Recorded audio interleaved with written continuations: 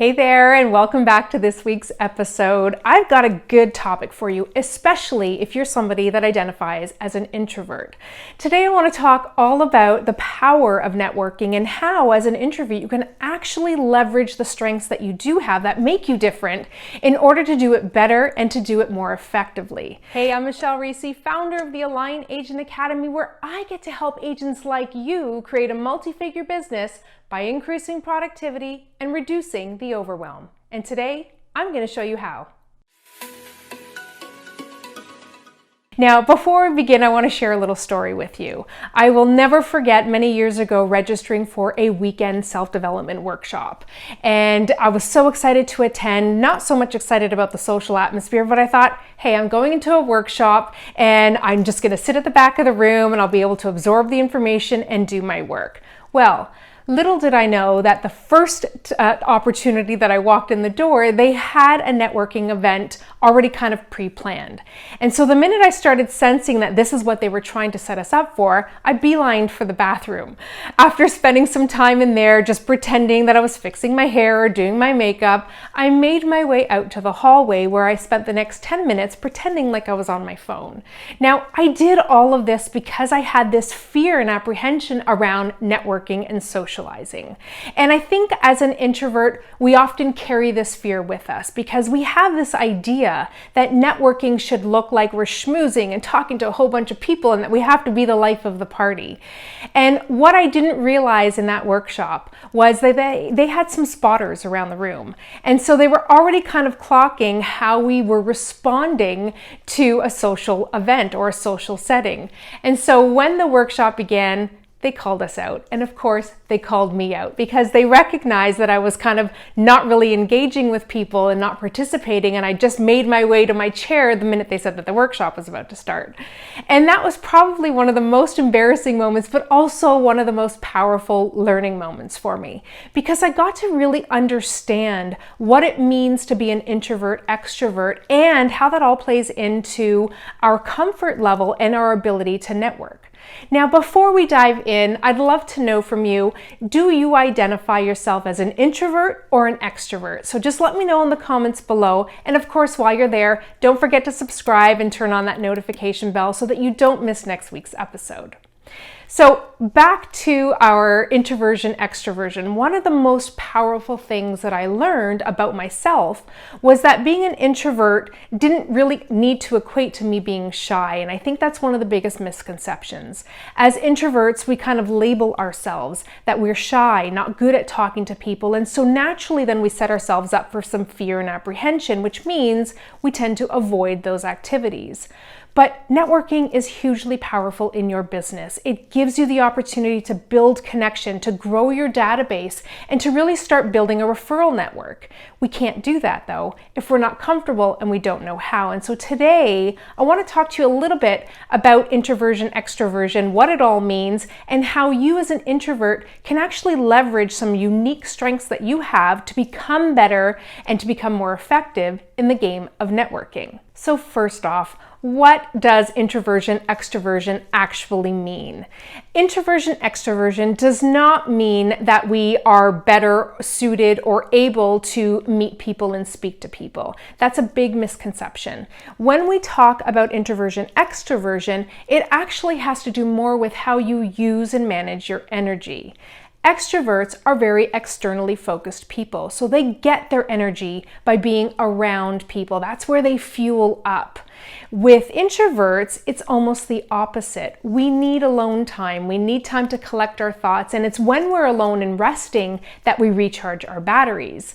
So where an extrovert might not enjoy spending some stillness and alone time, and they'd rather much be out there with people, introverts need that alone time and introspective time in order to recharge our batteries. So when we're out there with people, we know that that drains the battery. We need time to rest and recharge. And that's a really important thing to remember because as you're setting up your schedule according to your blueprint in how you operate best, it's important to remember that if you have a networking event or a social event, or you're going to be doing a lot of peopling and you're an introvert, that you might want to schedule in some recharge time. So some time where you can can kind of just be alone, breathe, collect your thoughts, and do some very calm activities. So when it comes to networking, of course, if we're carrying the fear and apprehension that we're not good at being around people, then of course we're going to try and avoid that. And what I hope to share with you today is a few tips that are going to help to shift that perspective so that you can start to engage more powerfully in an opportunity of building your business and working with people. Here's where I'd like to start with that. First of all, when we think about networking, we automatically tend to think that we have to be the schmoozers and the life of the party, and that's not the case. While that might come very natural to more extroverted people, remember, they get their energy by being around people. When they approach a networking event, their goal, whether they're conscious of it or not, is to be around as many people as possible. Now, as an introvert, where we know that that drains our energy, that might feel a little bit intimidating. And so one of the ways that you can start preparing yourself to be a better networker is to go in with a specific goal. I'm going to talk about that in a little bit. First, I want to start off by saying that as an extrovert, the tendency might be to talk a lot, right? This is how they get their energy. As an introvert, we might not approach situations like that. We might actually be a little bit more conscientious and more of the listener. Now, here's why that is extremely powerful.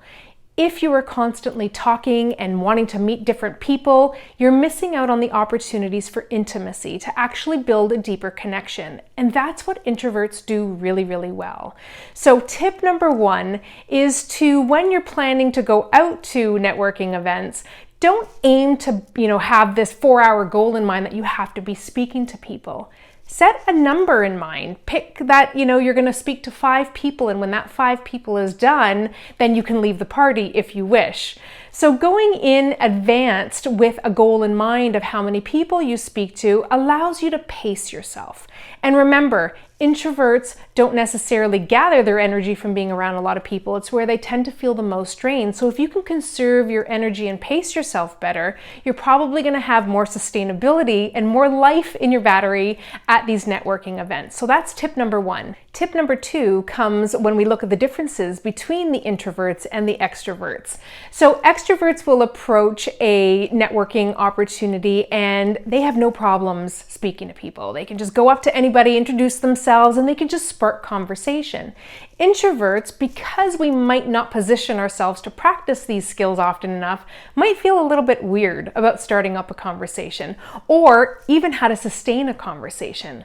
So tip number two is to prepare in advance what you'd like to say. I think the hardest part for a lot of people is how to open up a conversation. And one of the easiest ways to do that is to already plan in advance an icebreaker.